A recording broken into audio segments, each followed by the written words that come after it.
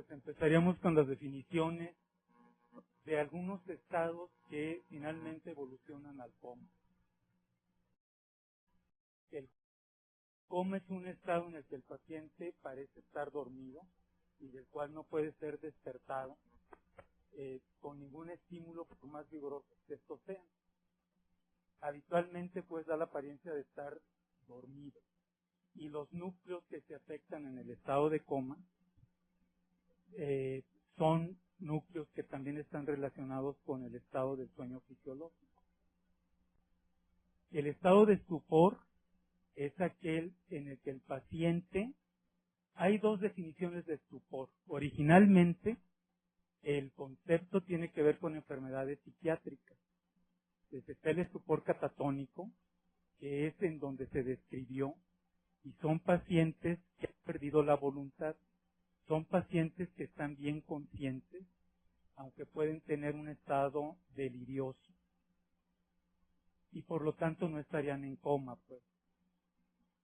Desde el punto de vista neurológico, el concepto se adoptó definiendo aquellos pacientes que pueden ser despertados momentáneamente por estímulos intensos, y en cuanto estos cesan, el paciente vuelve a quedar inconsciente.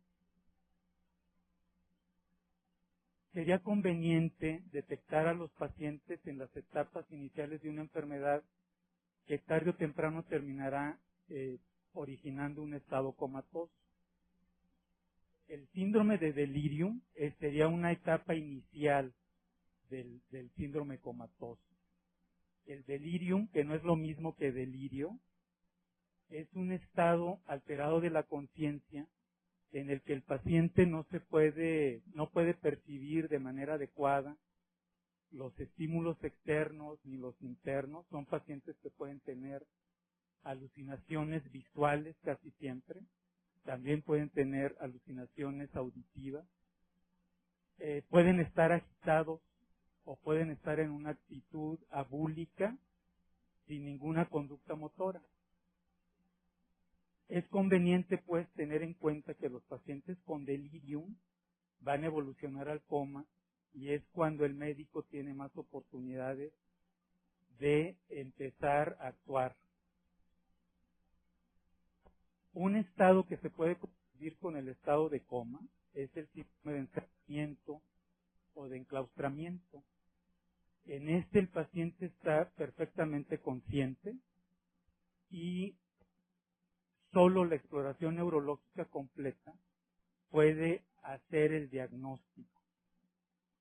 Estos pacientes con síndrome de encerramiento muchas veces tienen Glasgow de menos de 8 y no están comatosos. Entonces es conveniente tomar en cuenta esto. No siempre es lo más adecuado tomar la escala de Glasgow como una escala diagnóstica. En 1917, von Economo describió una enfermedad que se llama encefalitis letárgica. Parece ser que ya desapareció. Nunca más ha vuelto a haber un brote de esta epidemia. Y descubrió que estos pacientes podían presentar dos cuadros clínicos. Uno de una hipersomnia en la que se la pasaban dormidos más de 20 horas al día, solo despertaban para comer. Y otro síndrome de insomnio, este era mucho más raro en cuanto a su frecuencia, y describió lesiones. Él predijo pues que las lesiones iban a estar en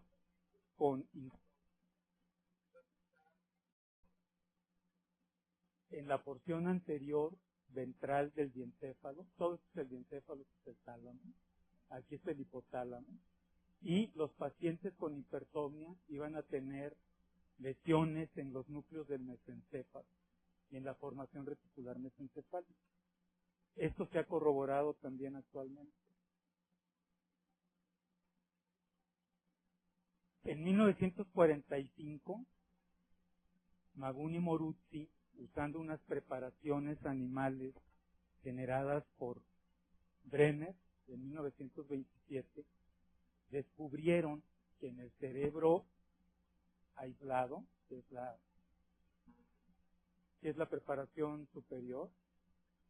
Se hacía una sección del tallo cerebral a nivel del bulbo, preservando la formación reticular del puente y del mesencéfalo. Y encontraban que en el electroencefalograma estaba con actividad rápida y de bajo voltaje. Esto quería decir que el animal estaba despierto. Este es un registro electroencefalográfico en esta preparación. En cambio, cuando seccionaban el mesencéfalo, a nivel de los colículos, una lesión intercolicular, el cerebro del animal se empezaba a presentar ondas de mucho voltaje y altas. Se dice que en ese caso el encéfalo está sincronizado. Esto se ve en los pacientes que están en las etapas del sueño, en un sueño fisiológico normal.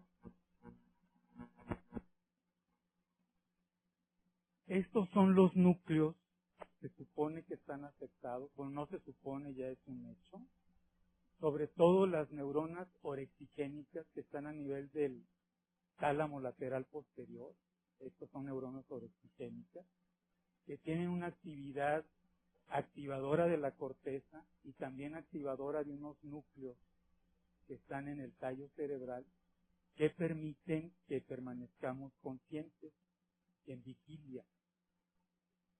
Esto es importante desde el punto de vista histórico más que nada, ¿no? Antes se pensaba que el cerebro se cansaba y por una conducta pasiva los sujetos caían en sueño. Actualmente se sabe que esto no es cierto. El sueño es una función activa del tallo cerebral. Y estos núcleos también están afectados en los pacientes con coma. Las lesiones que producen coma ser muy extensas.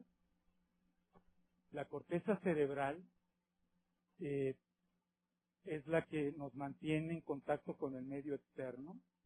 Si ustedes tienen lesiones, para que una lesión cortical produzca coma, tiene que ser una lesión muy extensa de ambos hemisferios. En cambio, las lesiones del tallo cerebral, desde el diencéfalo, el tallo y el hipotálamo, aunque sean muy pequeñas, pueden producir estados de coma profundo, que además tienen características clínicas que permiten hacer un diagnóstico topográfico, y esto nos permite dar un diagnóstico etiológico y por lo tanto nosológico. Entonces esto hay que tomarlo muy en cuenta. También las lesiones mesodiencefálicas, es decir, las que abarcan el diencéfalo y abarcan el tallo cerebral en su porción superior, la formación reticular paramediana, son las que pueden producir coma. ¿Alguna pregunta? Y las lesiones puras del tallo cerebral, que pueden producir coma, también son lesiones muy pequeñas, se presentan sobre todo en mesencéfalo, en su parte dorsal, en la porción paramediana y también en el puente, en la porción más superior del puente, en la mitad superior del puente. Entonces, la localización de la lesión es importante porque permite diagnosticar una enfermedad específica, tomando en cuenta el interrogatorio también. Bueno, hay lesiones extensas del tallo cerebral que no producen coma y que sí producen diagnósticos topográficos que permiten diferenciar algunas enfermedades. Ustedes pueden tener una lesión muy extensa del tallo cerebral, como es esta, que abarca desde el mesencéfalo hasta la protuberancia caudal o el puente caudal, y no se produce coma porque está respetado el segmento del tallo y las porciones paramedianas del tallo cerebral. Las lesiones del bulbo, pues tampoco presentan coma. Pueden producir paro cardiorrespiratorio, pero coma no. Entonces, en ese caso, el coma sería secundario al paro cardiorrespiratorio. Esta solo indica unos hallazgos que se hicieron hace unos 5 años, que corroboran, esto no estaba corroborado en personas vivas.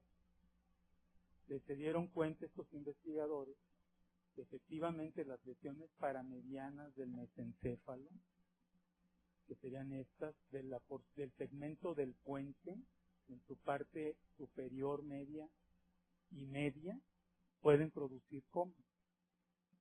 Entonces ya se corroboró en pacientes vivos con resonancia magnética funcional. Para hacer un diagnóstico adecuado del paciente comatoso, se tiene que hacer un interrogatorio. Obviamente tendría que ser un interrogatorio indirecto, ¿sí? Entonces hay que tomar en cuenta que el inicio es abrupto o gradual.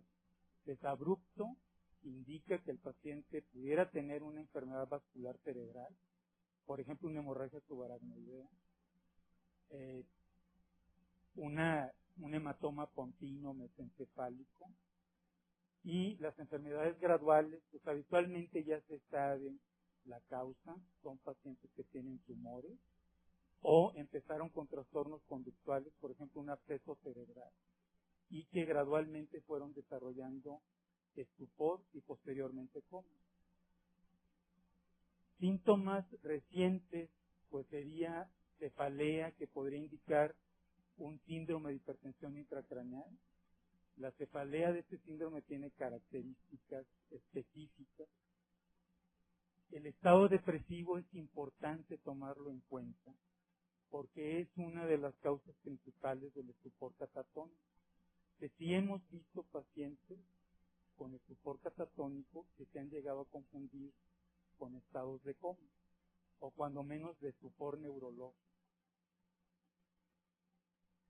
La debilidad pues indicaría algún tipo de lesión supratentorial o infratentorial. Bueno, el traumatismo reciente creo yo que es claro por qué. El traumatismo cráneoencefálico puede provocar hematomas subdurales o epidurales, y esto dar lugar a un síndrome de hernia transtentorial. Los antecedentes personales patológicos indicarían un coma de tipo metabólico. Los antecedentes psiquiátricos también son importantes, porque muchas enfermedades psiquiátricas pueden desarrollar estupor catatónico que se confunde con coma. Entonces, entre las más frecuentes está la catatonía letal maligna, que últimamente se ha dado en llamar síndrome neuroléptico maligno o síndrome serotoninérgico. Esta enfermedad se describió mucho antes del síndrome neuroléptico, se describió a principios del siglo pasado, y entonces hay que tomar en cuenta también esta posibilidad, ¿sí? Bueno, los psicotrópicos pueden producir coma, los sedantes también. En la evaluación inicial del paciente comatoso, pues se tienen que tomar signos vitales. Buscar evidencia de un traumatismo craneoencefálico, por ejemplo los hematomas periorbitarios o los hematomas retroauriculares, indicarían fracturas del piso anterior de la órbita o de la fosa posterior o de la fosa media. Entonces hay que tener cuidado con eso. Enfermedades crónicas, por ejemplo, hay datos que podrían indicar si el paciente tiene una enfermedad hepática crónica o datos de diabetes, y siempre hay que buscar rigidez de nuca, cuidando que la columna cervical esté intacta. Porque si hay el antecedente de traumatismo craneal, hay que tener mucho cuidado en la revisión de la rigidez de nuca. La exploración neurológica empezaría por corroborar si el paciente efectivamente está comatoso. Entonces hay que dar ejemplos verbales inicialmente, hay que ver si el paciente está orientado, si sus respuestas son adecuadas, si no tiene algún síndrome afásico. Si el paciente está en coma, hay que ver si tiene apertura ocular espontánea, o si esta solo se logra con estímulos dolorosos o verbales enérgicos. El fondo de ojo es importante, se pueden encontrar hemorragias subhialoideas en caso de que sea una hemorragia subaracnoidea, o papiledema en caso de tener un síndrome de hipertensión intracraneal. También es importante, ahorita vamos a ver qué tipo de movimientos oculares son los que se deben buscar con la pura inspección y sin ninguna otra maniobra, ¿sí?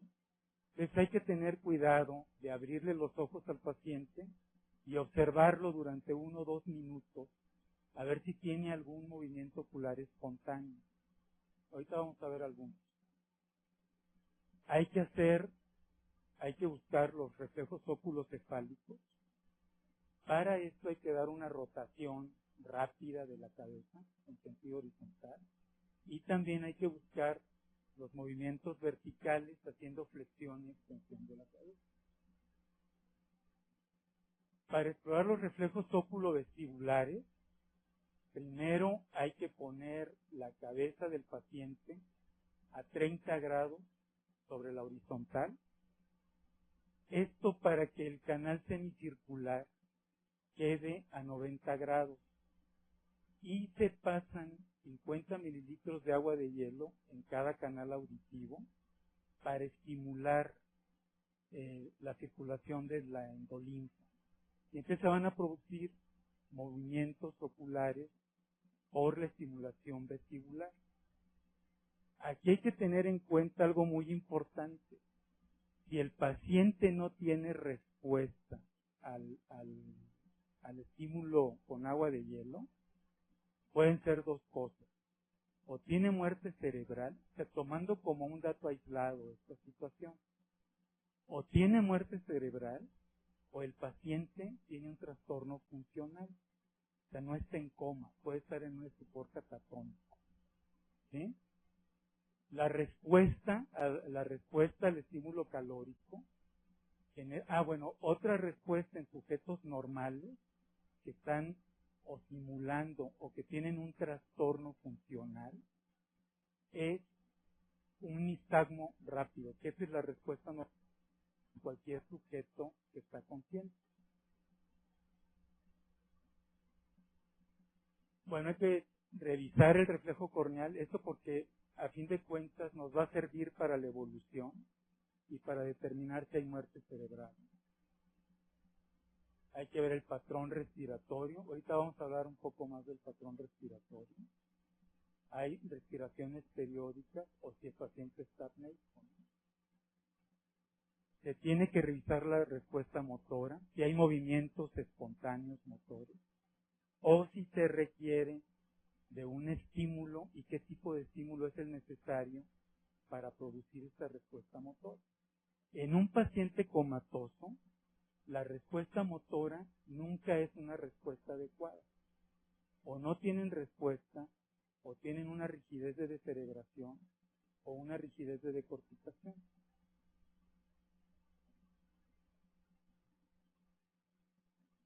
Bueno, los reflejos miotáticos también sirven para ayudarnos en el diagnóstico topográfico, ¿sí? Entonces al final se tiene que hacer una síntesis de todos los hallazgos patológicos y determinar si el paciente tiene una lesión focal que dio origen al coma o si tiene un coma metabólico. Esa es la finalidad principal de la exploración neurológica, es catalogar a un paciente en 4 rubros, que sería: tiene una hernia transtentorial, tiene una lesión de la fosa posterior, tiene un coma metabólico o tiene un estupor catatónico.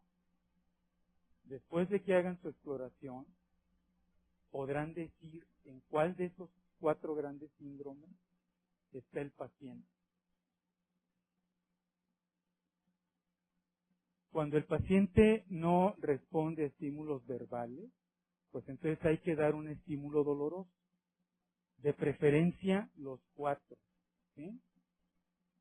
Entonces hay que dar un estímulo doloroso en los arcos supraciliares o en la falange distal sobre el esternón o buscar el signo de Trousseau, que es la compresión de la articulación temporomandibular. Esta también nos ayuda a veces a ver si hay una parálisis facial en un paciente comatoso, y eso también puede ser importante en el diagnóstico topográfico. Estos son los patrones de respiración que se puede presentar en los pacientes en estado de coma. La primera, el primer patrón respiratorio es la respiración de Cheyne-Stokes, que en realidad es un patrón respiratorio por liberación supranuclear del tallo cerebral. Que los pacientes que tienen lesiones hemisféricas extensas o que tienen lesiones diencefálicas o lesiones del mesencéfalo superior, se libera este patrón respiratorio y se obtiene este patrón que es apnea con un aumento de la frecuencia y de la amplitud respiratoria, y después otra vez una etapa de apnea, y después otra vez un aumento de la frecuencia y de la amplitud respiratoria con la posterior disminución de la amplitud hasta que cae en apnea. ¿Sí? El segundo patrón es una hiperventilación neurógena. Se llama neurógena central porque inicialmente se describió en las lesiones mesencefálicas segmentarias. En realidad es mucho más frecuente verla en los pacientes con comas metabólicos, por ejemplo la cetoacidosis diabética o la encefalopatía hepática. De cualquier manera, hay que tomar en cuenta que las lesiones mesencefálicas también la pueden producir y también tiene valor de diagnóstico topográfico si la encuentran. La respiración apnéutica, esta sí casi siempre es de origen central y se debe a una lesión de la porción lateral de la protuberancia o del puente, ¿sí? Y consiste en una etapa de apnea con una inspiración profunda, una apnea posterior a la inspiración, una expiración con una apnea más prolongada y otra vez el mismo ciclo, ¿no? Una inspiración con apnea, expiración y apnea. Esta es frecuente en el coma hipoglucémico y en insuficiencia renal, aparte de las lesiones continuas. La última es la respiración de Biot o respiración atáxica y se debe a una lesión del bulbo raquídeo en su porción media caudal. Y por último, pues está el paro respiratorio, ¿no? Hay un signo inicial en los pacientes con delirium, que es la apnea posthiperventilación, que es conveniente también explorarlo. Pues cuando ustedes tienen un paciente con delirium, hay que pedirle unas 5 inspiraciones profundas y contar después la frecuencia respiratoria, o cuántos segundos después empieza a respirar de nuevo. Los sujetos normales restablecen la respiración después de estas 5 inspiraciones profundas en menos de 10 segundos. Los pacientes que tienen algo grave permanecen en apnea durante 15 o 30 segundos. Es decir, es conveniente, cuando tengan un paciente con delirium, explorar esto, ¿no? Y si les hace caso.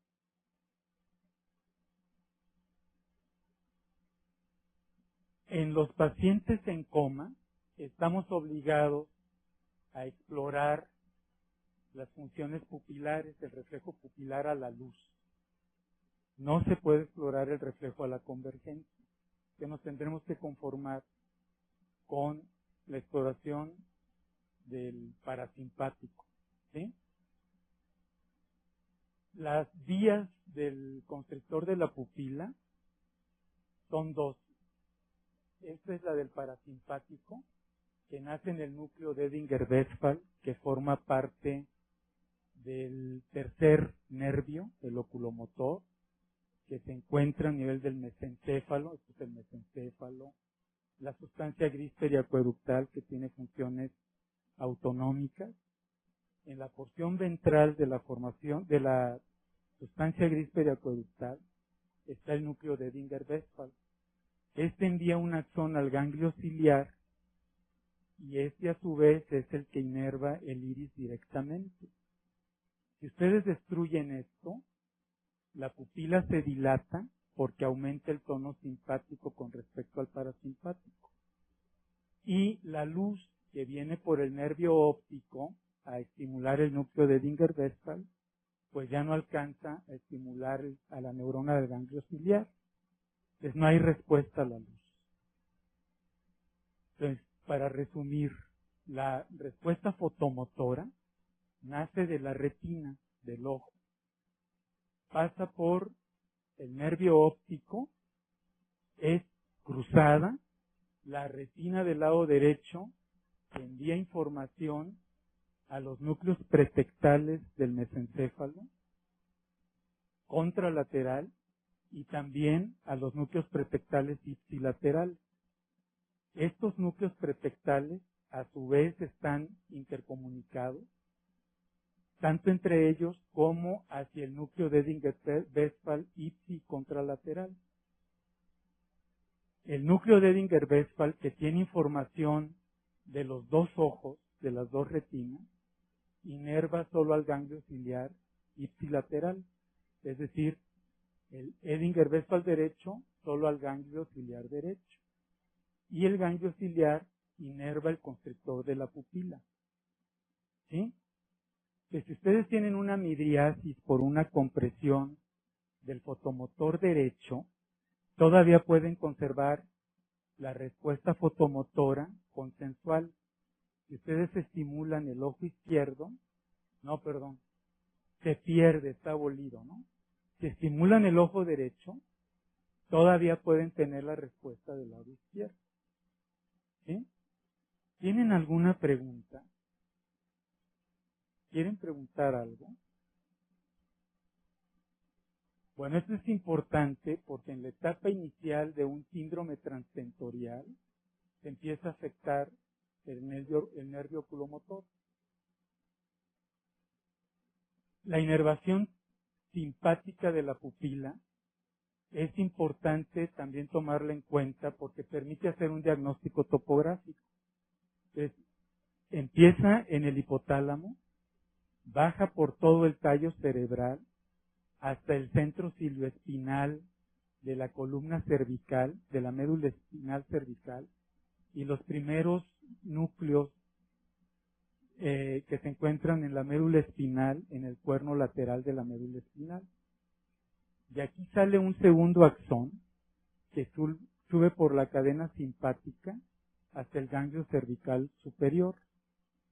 Pasa por un plexo nervioso que rodea la carótida y después, por la rama oftálmica del trigémino, inerva al constrictor de la pupila. Entonces su estimulación produce una midriasis.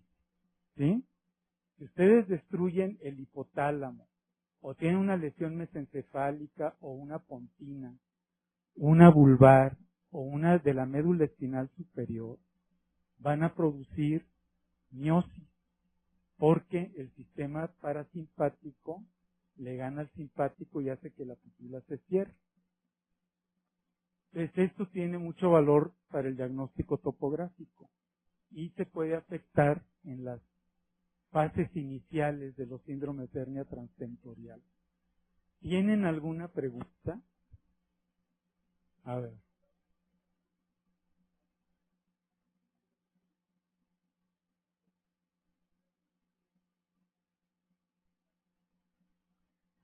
La midriasis se debe a que hay una lesión del sistema parasimpático. Desde el sistema parasimpático empieza en el núcleo de Edinger-Westphal. Hay una segunda neurona en el ganglio ciliar, que es la que inerva directamente el esfínter del iris. Si se lesiona aquí esta neurona, que pasa por el nervio oculomotor o tercer par craneal, pues entonces se produce una midriasis que no responde a la luz. ni tiene respuesta consensual. Es una pupila fija, dilatada, sin reflejo consensual y sin reflejo directo a la luz. Se llama pupila de Hutchinson. ¿Sí? Bueno, cuando es una pupila de Hutchinson, a fuerza se acompaña de ptosis palpebral. Entonces ese es otro dato que hay que tomar en cuenta.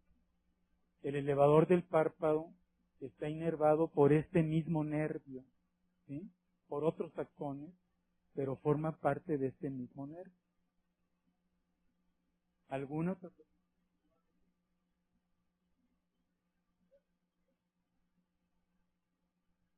Bueno, en las fases iniciales esto puede haber una respuesta fotomotora, pero muy lenta con respecto a la contralateral, a la sana, ¿no? Y la ptosis puede ser no completa. También la lesión del sistema simpático, desde aquí todo esto, puede producir una ptosis palpebral que nunca es completa. Así se puede hacer la diferencia si es una ptosis palpebral por el simpático, que es incompleta siempre, o una ptosis palpebral por el parasimpático con presión del tercero, que casi siempre es completa.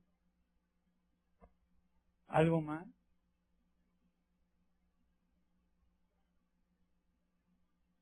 Estas son las pupilas que podemos encontrar en los pacientes que tienen coma por una hernia transtentorial. Recuerden que hay dos tipos de hernias transtentoriales. La central, que desde el inicio da signos clínicos bilaterales, y la uncal, que al principio solo da manifestaciones clínicas unilaterales. Cuando tienen ustedes un coma metabólico, lo más habitual es encontrar pupilas de diámetro disminuido con muy buena respuesta a la luz. De manera aislada, la respuesta a la luz es el mejor dato para empezar a hacer un diagnóstico en cuanto a la etiología del coma. Si las dos pupilas responden bien a la luz rápidamente, entonces lo más probable es que el paciente tenga un coma metabólico.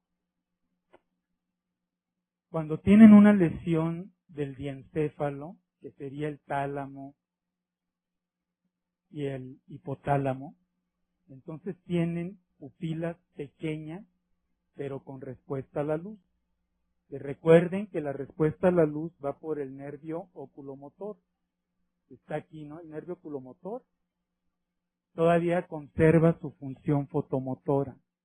Si ustedes destruyen el diencéfalo, entonces van a tener pupilas de tipo Horner, es decir, pupilas pequeñas, mióticas, con respuesta a la luz.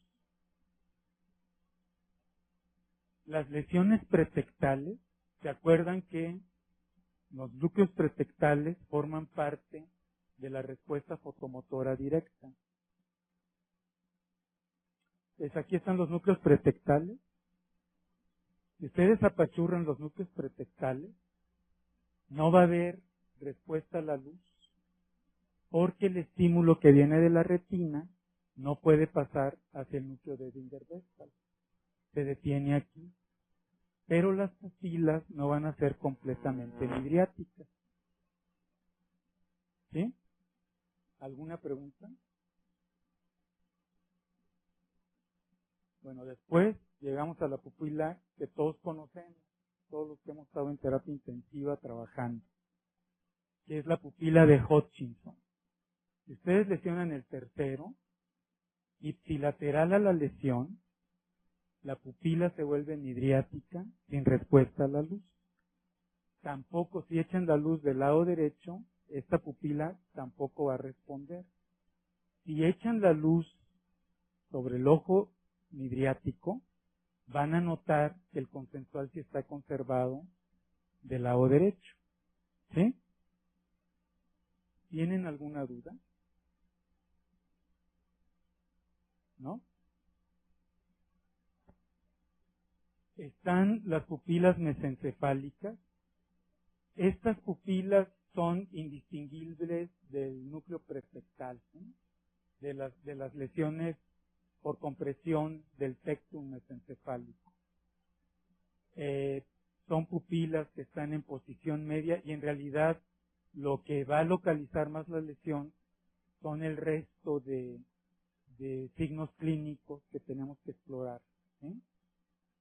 Y están las pupilas pontinas. Entonces, las pupilas pontinas son pupilas muy chicas, puntiformes se llaman, que si las ven con lupa pueden ver que siguen respondiendo a la luz. Todavía no se encuentra la causa de que sean tan pequeñas. Se supone que es por una lesión combinada del sistema simpático y por una excitación del sistema parasimpático. Entonces, las dos lesiones se combinan para disminuir el tamaño de la pupila. Bueno, los movimientos oculares es muy importante explorarlos.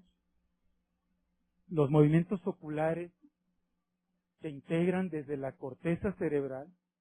El lóbulo frontal es muy importante para iniciar un movimiento ocular. Y el lóbulo occipital también es importante para el seguimiento, para los movimientos de seguimiento.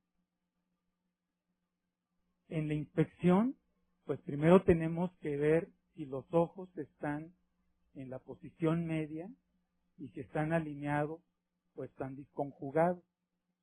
Entonces pueden tener ojos disconjugados por una abducción del ojo izquierdo o del ojo derecho, o por una aducción de uno de los dos ojos, o pueden tener un ojo hipertrópico cuando está desviado hacia arriba, o un ojo hipotrópico cuando está desviado hacia abajo.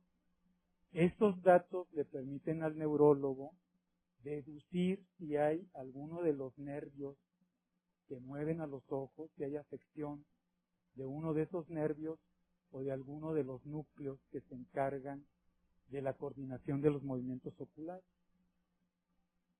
Hay que explorar los reflejos óculocefálicos, haciendo una rotación de la cabeza y una flexión y extensión de la cabeza.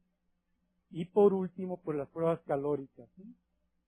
Si ustedes con los reflejos óculocefálicos obtienen un patrón normal, mucha gente dice que sale sobrando que hagan las pruebas calóricas. Yo creo que es conveniente siempre hacerlas. ¿Sí? Bueno, estos son todos los trastornos oculomotores que se pueden presentar por la pura inspección. Se abren los ojos del paciente y se esperan ahí 1 minuto o 2 minutos. Sobre todo porque hay, por ejemplo, estos trastornos de la desviación alternante periódica de la mirada. A veces tardan algunos minutos en provocarse. Bueno, este es un resumen de todos los. Tienen que buscar si el paciente tiene un sube y baja ocular. El sube y baja ocular se puede confundir con un nistagmo podálico, es decir, un nistagmo que tiene una fase rápida hacia los pies. Entonces, en el sube y baja ocular, los ojos bajan súbitamente, se quedan ahí una fracción de segundo y después empiezan a subir lentamente hacia la posición media. Este tiene mucho valor localizador, pues las lesiones pontinas lo pueden provocar. ¿Sí? El descenso ocular o dipping ocular o clavado ocular es un movimiento al revés al que acabo yo de decir. Pues los ojos bajan muy lentamente y regresan a la posición primaria muy rápidamente. El sube y baja ocular invertido es los ojos suben de manera conjugada en sentido cefálico y luego bajan a la línea media muy lentamente. El descenso ocular invertido es exactamente al revés, ¿no? Con la mirada en ping-pong son movimientos de los ojos conjugados, tienen que ser conjugados, y que tienen una frecuencia de 2 segundos casi siempre. El mioclono vertical son oscilaciones pendulares verticales, es decir, no es pendulares, se refiere a que no es discernible una fase rápida y una lenta. Los movimientos tanto para arriba como para abajo son movimientos que tienen la misma velocidad. Y los movimientos monoculares sí se han descrito en las lesiones pontinas, en las mesencefálicas, cuando hay convulsiones coexistentes con lesiones de este tipo. ¿Tienen alguna pregunta? ¿Quieren aclarar algo de esto?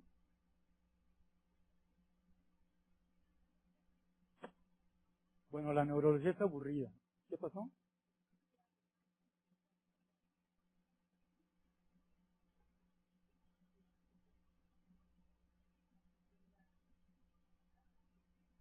La encefalopatía noxisquémica da un cuadro clínico de una encefalopatía metabólica. Entonces, ahorita vamos a ver algunos datos de encefalopatía metabólica y es indistinguible. Ahí lo único que hay es el antecedente de un paro cardiorrespiratorio más o menos prolongado, ¿sí? O una crisis convulsiva prolongada, o un estatus. ¿Sí? ¿Sí? Si ustedes exploran todo esto, van a llegar a un diagnóstico adecuado casi siempre.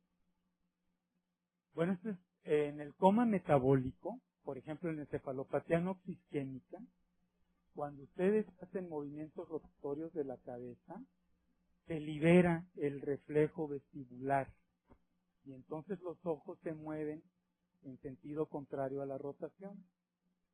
Aquí le movieron la cabeza a este paciente hacia la derecha y los ojos se desviaron hacia la izquierda. ¿Sí? Aquí es lo opuesto. Y cuando hacen flexión del cuello, los párpados se separan y los párpados se cierran y entonces no pueden ver los ojos del paciente. Cuando hacen flexión del cuello, espontáneamente los ojos se abren y se desvían hacia arriba, entonces se llaman ojos en cabeza de muñeca, porque antes las muñecas tenían esa habilidad, ¿no? Las pruebas calóricas decíamos que se hacen siempre con agua de hielo. Algunos también hacen pruebas calóricas con agua a 30 grados centígrados. Se le llama agua caliente, cuando está a 30 grados centígrados. Perdón, a 42 grados centígrados. Con agua de hielo, el estímulo tiene que ser con 50 mililitros. Si ustedes ponen agua de hielo en el conducto auditivo externo derecho, van a tener una desviación de la mirada hacia la derecha. ¿Sí? Acuérdense que cuando se pone agua de hielo, la fase lenta formaría parte de un nistagmo. Un nistagmo tiene una fase lenta y una fase rápida. En los pacientes comatosos solo se logra ver la fase lenta. La fase rápida desaparece. Si ustedes tienen un paciente que está en un aparente estado de coma y le hacen pruebas calóricas y resulta que tiene un nistagmo, pues entonces muy probablemente el paciente no está en coma. Cuando estimulan los dos canales semicirculares con agua de hielo, los ojos descienden, y cuando los estimulan con agua caliente, los ojos suben. Esto es importante para las lesiones mesencefálicas. Las lesiones mesencefálicas no permiten que los ojos se desvíen en dirección cefálica.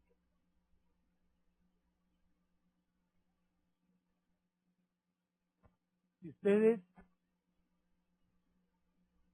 tienen un paciente con una lesión del puente del lado derecho, cuando pongan agua de hielo en el oído derecho, ninguno de los dos ojos se va a mover, va a permanecer en la posición central.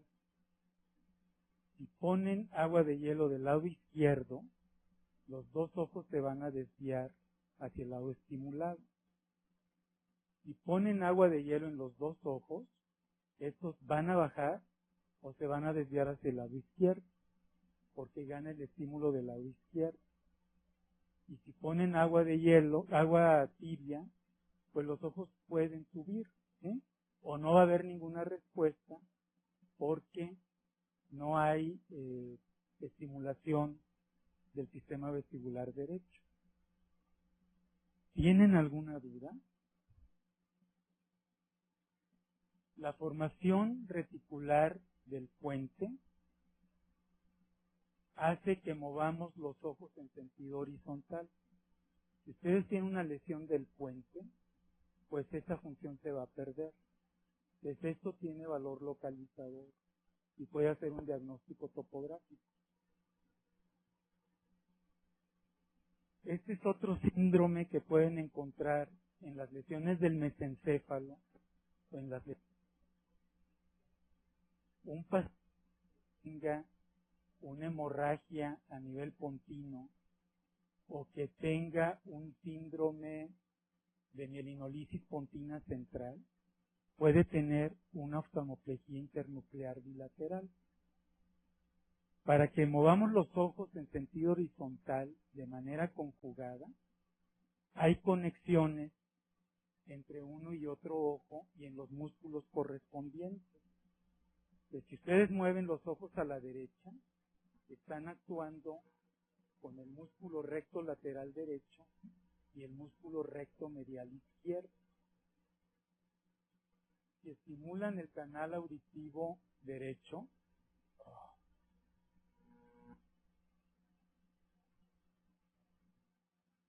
pues van a obtener la desviación de la mirada hacia la derecha del ojo derecho, pero la conexión que establece el núcleo del recto lateral del lado derecho con el recto medial del lado izquierdo está perdida. Entonces van a tener movimientos disconjugados de los ojos. El ojo derecho en este caso sí abduce bien, pero el ojo izquierdo se queda en la línea media. ¿Sí? Este es una oftalmoplejía internuclear izquierda. Entonces, el ojo izquierdo sí abduce bien y el ojo derecho se queda en la línea media. ¿Sí? A ver, veo algo de extrañeza. Aquí estoy hablando de mesencéfalo. Recuerden que el nervio oculomotor inerva el recto medial ipsilateral. Es el que hace la aducción del ojo ipsilateral. El recto lateral está inervado por el sexto también lateral al ojo que se está asistiendo. Para que los dos ojos se muevan al mismo tiempo, tiene que haber una conexión entre estos dos núcleos. Esa conexión nace del núcleo del recto lateral. Cruza la línea media, por ejemplo aquí, el núcleo del recto lateral derecho manda un axón al núcleo del recto medial izquierdo, que está en el mesencéfalo. ¿Sí? Si ustedes lesionan el mesencéfalo a nivel medial, destruyen esos axones que están permitiendo esa interconexión y entonces van a obtener el síndrome de la oftalmoplejía internuclear. Puede ser bilateral y puede ser unilateral. ¿Sí? ¿Tienen alguna pregunta?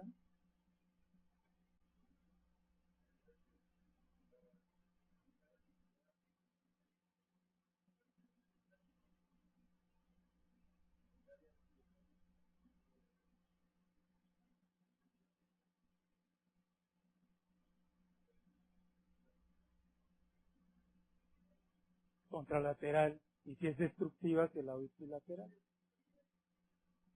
Nada más que aquí estamos hablando de un paciente comatoso. ¿Sí? Por la inspección pueden encontrar eso. Si ustedes tienen una lesión supratentorial, por ejemplo un hematoma parenquimatoso izquierdo, los ojos se van a desviar hacia la izquierda. Pero cuando ponen agua de hielo en el ojo derecho, los ojos se van a ir hacia el lado contralateral. ¿Sí? Porque estas vías están preservadas. Entonces no van a tener una oftalmoplejía internuclear. Los ojos se van a desviar perfectamente bien. probablemente con las respuestas a la rotación no obtengan una mirada horizontal completa y solo lleguen hacia la línea media. Pero con las pruebas calópticas muy frecuentemente se puede obtener toda la desviación de la mirada. ¿Sí? Los hematomas supratentoriales producen coma por compresión del tallo. Eso también hay que tomarlo en cuenta.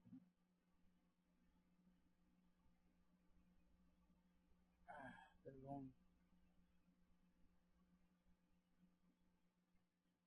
El síndrome del 1,5 consiste en que hay una destrucción del puente que controla la mirada horizontal hacia el mismo lado y puede destruir los axones que cruzan la línea media para inervar el subnúcleo del recto medial contralateral.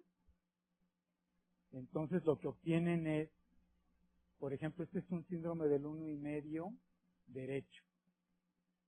Si ustedes ponen agua de hielo del lado derecho, va a haber una parálisis de la mirada a la derecha. ¿Sí? Si ponen agua de hielo del lado izquierdo, el ojo izquierdo sí abduce, pero el derecho se queda en la línea media. ¿Sí? Bueno, y aquí no hay respuesta, ¿no?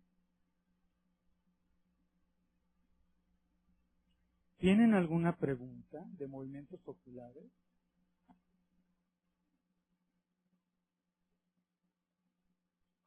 Pueden tener una parálisis de la mirada bilateral también cuando hay lesiones pontinas extensas. ¿Sí? Bueno, para explorar el sistema motor, se tiene que explorar primero el tono muscular con movimientos pasivos, ¿no? Lo que pueden encontrar en los pacientes que están en coma o que están en un estupor catatónico pueden ser un aumento del tono muscular,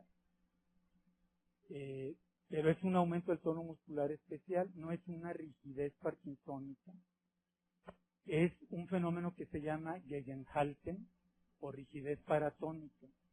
Es cuando hacen un movimiento pasivo del codo, hacen una flexión del codo, se siente que el paciente se opone al movimiento pasivo, o ya sea de flexión o de extensión, ¿no? Si lo hacen muy lentamente, ese fenómeno desaparece. Si el fenómeno se va exacerbando hasta que a veces es imposible hacer la extensión o la flexión pasiva.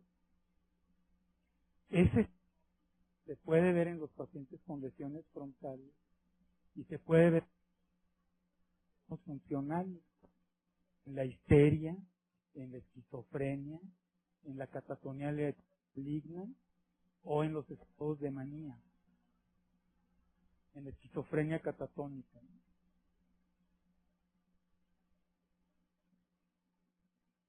No se olviden de explorar también si hay signo de Babinski y si hay reflejos miotácticos, ¿no? Con la respiración de Cheyne-Stokes se puede presentar en pacientes con cardiopatías crónicas. O sea, son pacientes que no necesariamente están en coma. Pero si es un paciente con cardiopatía crónica, con insuficiencia cardíaca congestiva, y que está en coma, no necesariamente la respiración de Cheyne-Stokes se debe a una lesión del tallo. Bueno, ya vimos un poco de eso de las pupilas.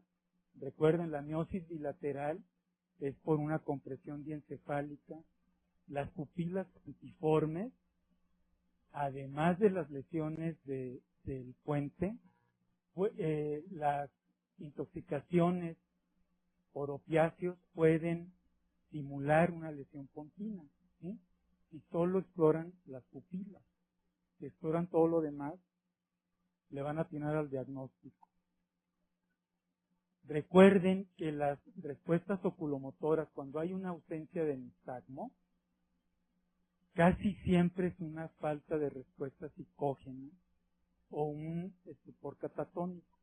Por eso es indispensable hacer las pruebas calóricas. Las lesiones del sexto, el núcleo del sexto está a nivel del puente. Entonces, cuando ustedes tienen una lesión unilateral o bilateral del recto lateral, del músculo recto lateral, puede simular una lesión pontina y en realidad es un síndrome de hipertensión intracraneal con un síndrome de hernia transtentorial. Y también hay que recordar que las respuestas extensoras o flexoras anormales, como la descerebración y la decorticación, también se pueden presentar en los comas metabólicos, sobre todo en la encefalopatía hepática.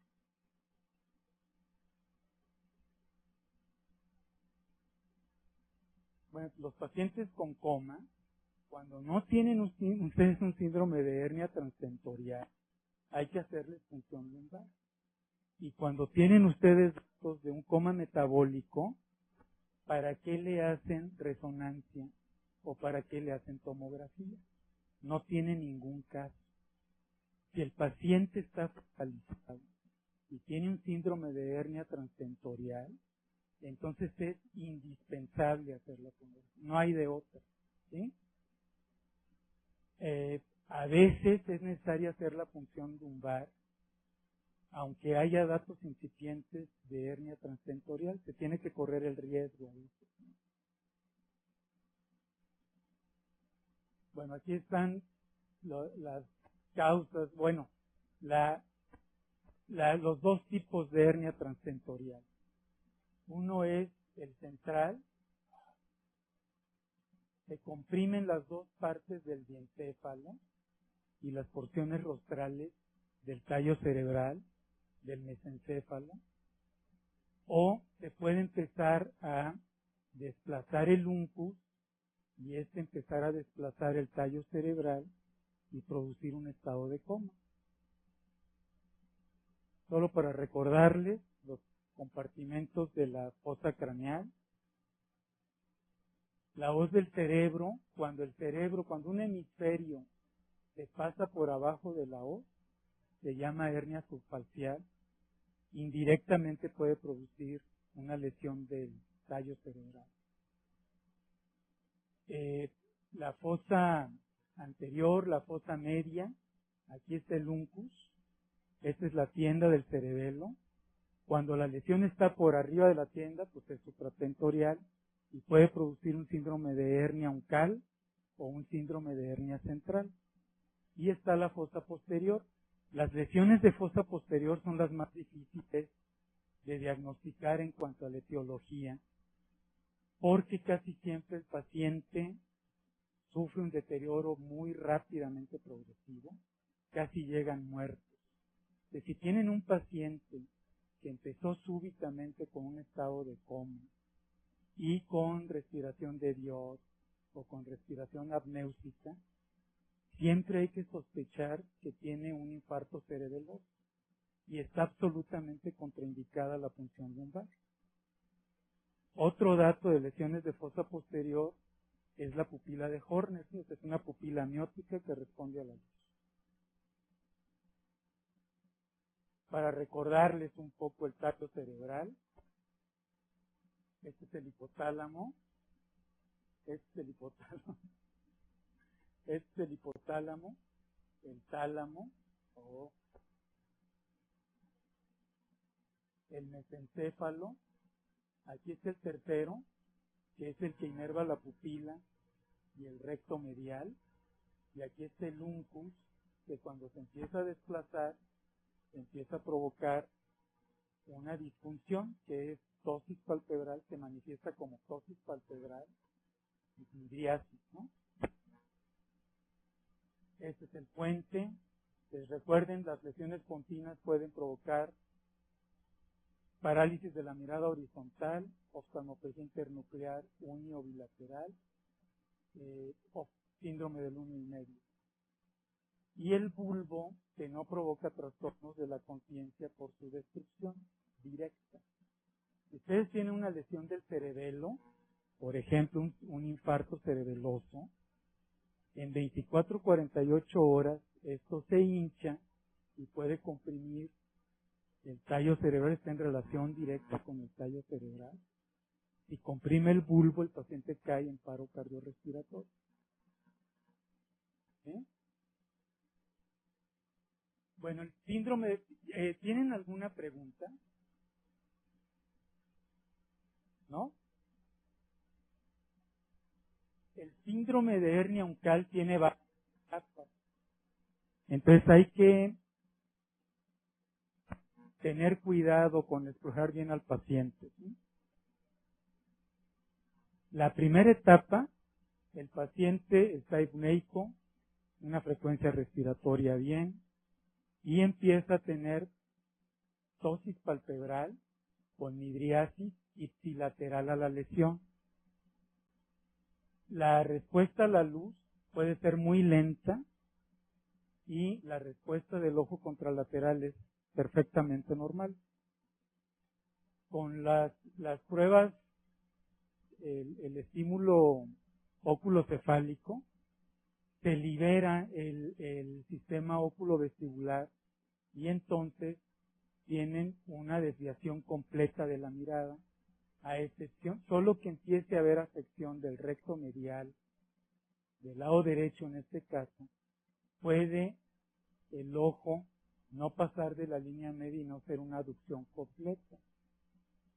Con las pruebas calóricas puede suceder lo mismo, no puede haber una falta de aducción del ojo ipsilateral al lado herniado, o pueden ser completas. En esta primera etapa, el paciente puede tener la capacidad de localizar el estímulo doloroso. Y puede haber un Babinski contralateral. ¿Sí?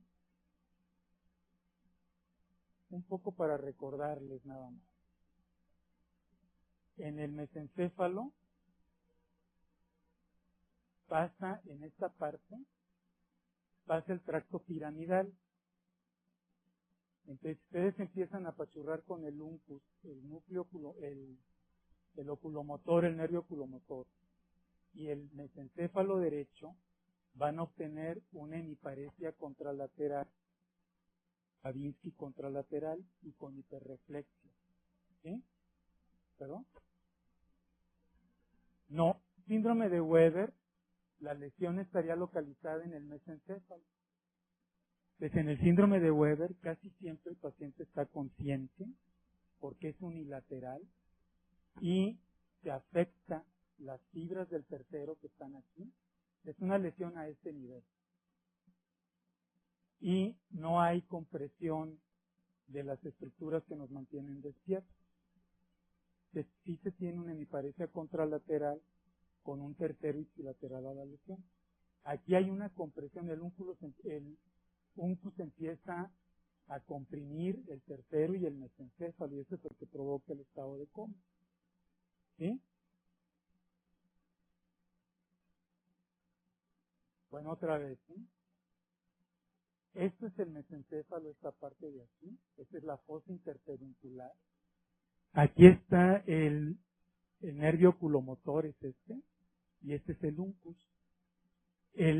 La base del mesencéfalo no se ve, aquí está tapada por el uncus. Ustedes empiezan a desplazar el uncus, se apachurra el tercero y se comprime el pedúnculo cerebral y se obtiene una hemiparesia contralateral. ¿Sí? En la etapa tardía, bueno, todo se agrava, ¿no? El paciente ya no tiene respuesta a los estímulos dolorosos, tiene una respuesta de decorticación, o ahora se ha dado en llamar una respuesta de flexión anormal, una respuesta flexora anormal. Pueden tener ahora sí ya una ptosis con el ojo fijo cuando estimulan con agua de hielo en el lado contralateral. Desde el ojo izquierdo sí hace bien la abducción, pero el derecho se queda en la posición media. Simularía esto una oftalmoplegia internuclear derecha, nada más que aquí hay midriasis y en la oftalmoplegia internuclear no se afectan las vías pupilares.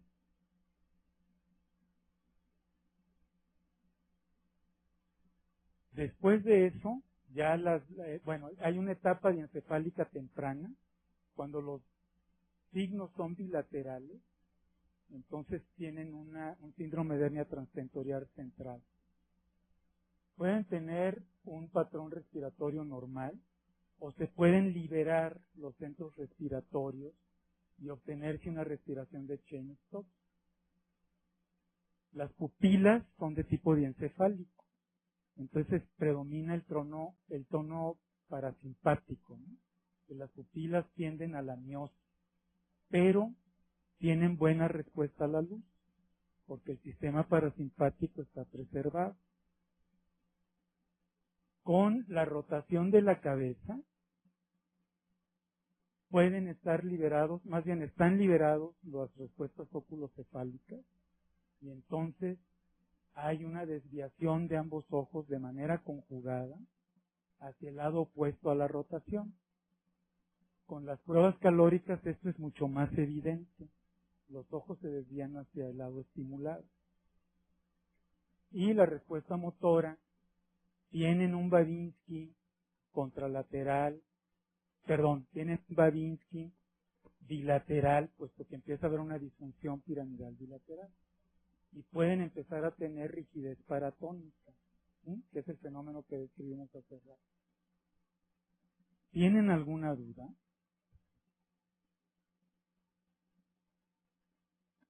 En la etapa diencefálica tardía, o también en la etapa uncal, pueden empezar a ver datos bilaterales. Pues entonces aquí sí ya de plano tienen una respiración de Cheyne-Stokes.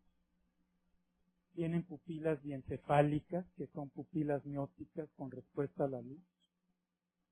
En la maniobra con las pruebas calóricas, los ojos se mueven bien hacia ambos lados y pueden tener rigidez de decorticación o pueden no tener ninguna respuesta por el coma, ¿no?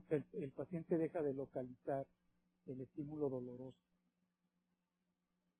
Recuerden que la respuesta de decorticación se debe a una lesión de la parte superior del mesencéfalo con el diencéfalo. ¿Quieren preguntar algo? ¿No está aburrido?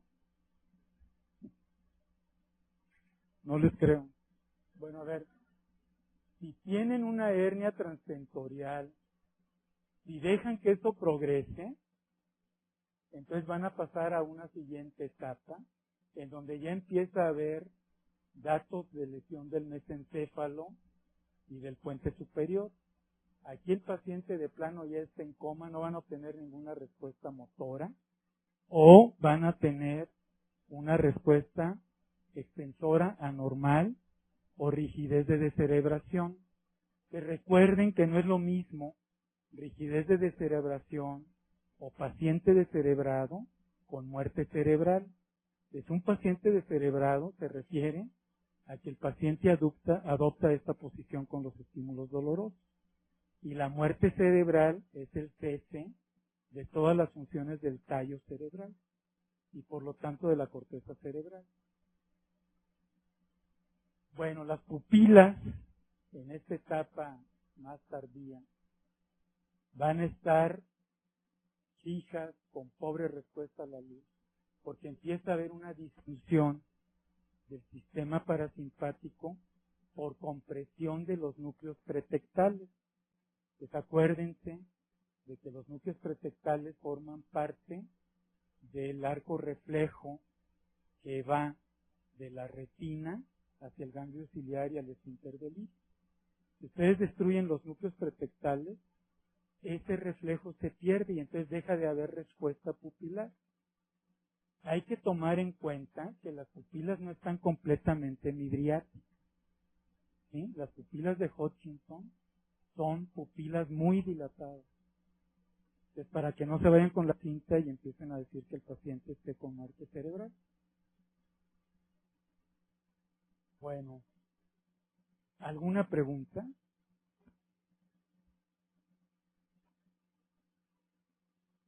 Cuando tienen una lesión del puente inferior, pues las pupilas pueden estar en una posición media todavía por la compresión superior, sin respuesta a la luz, por lo que ya dijimos que hay una lesión de los núcleos pretectales.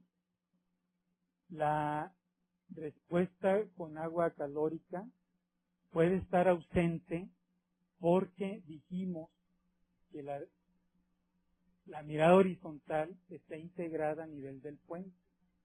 Que si ya hay una lesión del puente, ya no van a obtener una respuesta con las pruebas de hielo. Y el paciente deja de tener respuesta o puede tener flexión de las extremidades inferiores. ¿Tienen alguna?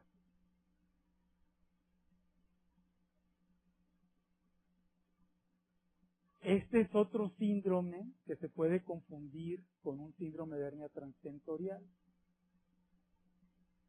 Cuando ustedes comprimen la porción superior del mesencéfalo, tienen pupilas más o menos dilatadas, sin respuesta a la luz. La irrigación con agua de hielo puede producir una desviación de la mirada horizontal, pero cuando ponen agua tibia en los dos ojos, el paciente no los puede subir. Entonces la mirada vertical está controlada por el mesencéfalo. Si destruyen ustedes el mesencéfalo, se pierde la supraversión, que en cambio está conservada en los pacientes con síndrome de encerramiento. El Babinski puede ser bilateral y también puede haber rigidez paratónica. Otra vez nada más para recordar. Si ustedes apachurran esta parte del mesencéfalo, van a tener el cuadro clínico que vimos anteriormente. Se destruyen los núcleos pretectales que están más o menos aquí, y entonces las pupilas van a estar dilatadas, no mucho, sin respuesta a la luz. Van a tener una posición de decorticación, o no va a haber respuesta, o va a haber Babinski bilateral, y van a tener una falta de la supraversión, de la desviación de los ojos hacia arriba, porque en esta parte hay unos núcleos, que controlan la mirada vertical. Esto es un poco lo que ya decíamos, las lesiones de la fosa posterior producen todo este tipo de trastornos, ¿no? Entonces aquí lo principal es que el coma evoluciona muy rápidamente en las lesiones destructivas de la fosa posterior. Pueden tener bradicardia, paro cardiorrespiratorio. También, solo para recordarles, este es el bulbo, estas son las pirámides del bulbo, y este es el cerebelo. Entonces ustedes tienen una destrucción de un hemisferio por un infarto extenso, se apachurra aquí, y entonces tienen un paro cardiorrespiratorio, o pueden incluso comprimir el puente, que es esta parte, y darles un síndrome que simule una hernia transtentorial en fase pontina o del mesencéfalo inferior. Uno de los síndromes que se pueden confundir con el coma es el síndrome de encerramiento. Entonces, cuando ustedes tienen destrucción a nivel pontino, se conserva, la conciencia del paciente está perfectamente bien conservada. Pueden abrir los ojos, pero no pueden voltear a los lados. Entonces, podrían simular que están dormidos, que están en coma, o podrían simular un estado vegetativo persistente.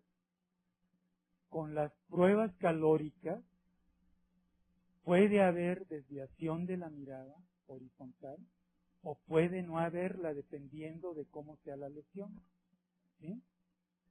Los pacientes que tienen mielinolisis pontina central. Bueno, es una de las causas del síndrome. Están obligados a que cuando tengan un paciente con estado vegetativo, pues no vaya a ser que en realidad tenga un síndrome de encerramiento. Entonces, sí no es raro, la mielinolisis pontina no es rara. Se pensaba que era rara y ya he visto varios casos. Bueno, la mirada vertical, ustedes se dan cuenta de que el paciente está consciente porque le piden que vea para arriba y el paciente es capaz de ver para arriba. ¿Sí? Incluso pueden dar órdenes más complejas. Dicen, si yo doy un aplauso, usted vea para abajo. Y si doy dos, vea para arriba. Entonces son pacientes que siguen órdenes de este tipo. Incluso por ahí había un paciente francés al que le hicieron un programa de computadora y con una especie de clave Morse lograba comunicarse con los movimientos oculares. Hay pacientes que tienen síndrome de encerramiento de origen mesencefálico. Cuando es de origen mesencefálico, además hay ptosis palpebral bilateral. Entonces, en todo paciente comatoso, hay que explorar eso también. Hay que abrirles los ojos y, aunque crean que están ustedes locos, pedirles que vean para arriba y para abajo. ¿Sí? Porque también puede pasar. Hay médicos que creen que está hablando uno con un paciente comatoso.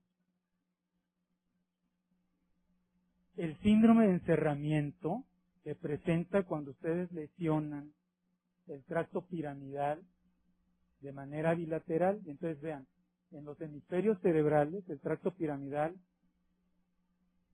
derecho está muy separado del lado izquierdo. Necesitarían una lesión muy extensa, ¿no?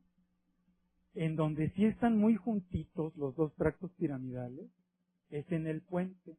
Aquí está el mesencéfalo, esta es la sustancia nigra y este es el pedúnculo cerebral. Entonces los dos tractos piramidales se juntan en el puente. Si ustedes tienen una hemorragia aquí que se extienda hacia la porción posterior, entonces van a tener una parálisis de la mirada horizontal por la lesión posterior del puente y una tetraplejía. ¿Sí? Hay casos que son menos difíciles de diagnosticar porque es un síndrome de encerramiento incompleto. Entonces acabamos de ver una paciente que conservó la fuerza del brazo derecho, está parética del brazo derecho y tiene tetraplejía. Una ptosis palpebral y conservaba los movimientos verticales. ¿Sí? Entonces, son más frecuentes los síndromes de encerramiento parciales, como este caso. No pueden hablar, y no por afasia, sino por falta de la inervación del sistema corticoespinal, que está dado por los tractos piramidales, ¿no? Bueno, el coma metabólico, puede haber ese patrón de respiración, puede haber una taquipnea, puede haber el signo principal del coma metabólico cuando el paciente está en coma, son las pupilas con función normal. ¿Sí? Entonces, sí hay buena respuesta a la luz. Si hacen pruebas de rotación de la cabeza, van a encontrar que se obtiene muy fácilmente la desviación de los ojos. Tiene que ser conjugado, que están disconjugados, tienen que sospechar que hay una lesión asociada que está produciendo un trastorno de la mirada conjugada. Además, los opiáceos pueden producir una pseudooftalmopexia internuclear con falta de la adducción de uno de los ojos. Eso también hay que tomarlo en cuenta, ¿no? El uso de analgésicos, opiáceos, puede provocar oftalmopexia internuclear. Bueno, hay paratonía, datos de liberación frontal como prensión, hociqueo, córneo mandibular. En el córneo mandibular se estimula la córnea y la mandíbula hace una protrusión contralateral a la córnea estimulada. El snow o hociqueo es oprimen el filtrum, lo sueltan de repente y entonces el paciente hace una protusión de los labios. Y en los comas metabólicos pues pueden tener mioclonías multifocales, asterixis o temblores.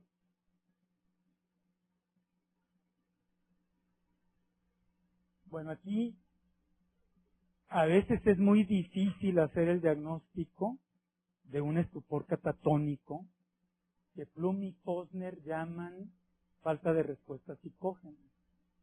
Para hacer un diagnóstico no hay de otra más que explorar al paciente. Si ustedes a estos pacientes cuando están catalépticos, inmóviles, les aplican la escala de Glasgow, pueden obtener una calificación entre 8 y 6. Y esto ya lo hemos visto. ¿Sí? Entonces, los pacientes con estupor catatónico tienen la mirada fija, puede haber miosis con respuesta pupilar normal, hay ausencia de óculos cefálicos, eso habitualmente es mucho a los médicos. La ausencia de respuesta óculocefálica en los pacientes conscientes es normal. Entonces, cuando ustedes exploren a un paciente que tiene un aparente estado de inconsciencia y encuentren ausencia de óculos cefálicos, deben también pensar, aparte de muerte cerebral, deben pensar que es una histérica o un histérico o que tiene una esquizofrenia o un paciente con una manía agitada al que le acaban de poner haloperidol. Si le hacen pruebas calóricas, lo que se va a obtener no es una desviación de la mirada. Si obtienen desviación de la mirada, quiere decir que tiene un coma orgánico. ¿Sí? Hay quienes llaman a esto coma funcional. Los franceses le llamaban coma en vigilia. Entonces, cuando les hacen pruebas calóricas y tiene nistagmo, es un paciente que está consciente, no tiene coma, a pesar de tener Glasgow de 6 o de 7. Si ustedes exploran más a conciencia el sistema motor, pues van a encontrar paratonía, van a encontrar catalepsia, que es lo que se confunde con catatonía. ¿Sí? Que la catatonía es el síndrome y la catalepsia es un signo de catatonía. La catalepsia se obtiene pasivamente, ustedes le levantan el brazo al paciente y se lo sueltan. Si dura más de 20 segundos, con todo el resto del cuadro clínico, pueden decir que tiene posturas catalépticas. ¿Sí? Hay algunos que prefieren que se estén 1 minuto en esa posición, aunque pueden durar años, ¿no? En una misma posición, meses o semanas. Entonces no hay que confundir catalepsia con catatonía. La catatonía puede presentarse sin catalepsia. ¿Sí? Bueno, puede haber temblor, que el paciente puede estar con la mirada fija, inmóvil, y empezar a tener temblor distal fino. Puede haber oposicionismo, que formaría parte de la paratonía, ¿no? Entonces, por ejemplo, ustedes le quieren abrir los ojos y el paciente los aprieta. Si hace eso, lo más probable es que el paciente no esté en coma y que no tenga un trastorno de conciencia. Y cuando exploran el tono muscular en las extremidades, pues van a tener rigidez paratónica o Gegenhalten. Ahora, estos pacientes fluctúan entre la agitación y el estupor. Entonces, si los agarran y cuando estén conscientes, también les pueden explorar si tienen este fenómeno que se llama Mitten. Hacen una extensión del brazo del paciente y le piden que lo ponga muy duro que no dejen que ustedes se lo muevan, y con un empujoncito el paciente sigue al explorador, ¿no? Porque ustedes le pueden poner una mano, un dedo debajo de la mano, y el paciente sigue su dedo, ¿sí? Entonces, por un lado, hay una oposición a los movimientos pasivos, y por el otro lado hay esta obediencia automática, ¿no? Incluso hay un fenómeno que se llama obediencia automática. Le pueden pedir cosas ilógicas y el paciente automáticamente empieza a obedecer. Si lo agarran en una fase en que no esté simulando, que no es una simulación, pues, en que no esté en una fase de catalepsia o de estupor. Y a veces el paciente que está aparentemente inconsciente, rígido, sin hablar, empieza a repetir lo que ustedes están diciendo. Entonces, cuando pasan visita con el residente y empiezan a decirle al residente, a lo mejor tiene catatonía, el paciente repite, catatonía. Si ustedes truenan la boca, el paciente empieza a tronar la boca. Y eso es un dato muy valioso. Ya no hay duda de que el paciente tiene cuando menos ecolalia y ecopraxis. La logoclonía es cuando el paciente sale de este estupor y se empieza a agitar, que a esa etapa le llaman estupor agitado, catatonía agitada. Puede el paciente tener una logoclonía. Entonces es un tartamudeo muy especial, ¿no? No se puede imitar, pero repiten una sílaba muchas veces y repiten una palabra, están perseverantes, ¿no? Todos esos datos, como el migrén, la paratonía, la catalepsia no sé, pero la logoclonía, la ecopraxis y la ecolalia, también se pueden presentar en las lesiones del lóbulo frontal. Y por eso se supone que este es un trastorno de los lóbulos frontales. Ahora, hay una dificultad. Estos pacientes también pueden tener datos que son clásicamente de origen orgánico. Pueden tener Babinski y pueden tener datos de liberación frontal, que son los que vimos hace rato. No pueden tener reflejo de prensión. Pero el conjunto de un montón de estas cosas les puede ayudar a ustedes a hacer el diagnóstico de estupor catatónico y dar el tratamiento adecuado, que es inicialmente con lorazepam, como si fuera un estatus epiléptico, tener la circulación. Aquí sí hay un dato, la presión arterial media de 60 milímetros de mercurio nunca es de origen nervioso, siempre tiene otra causa.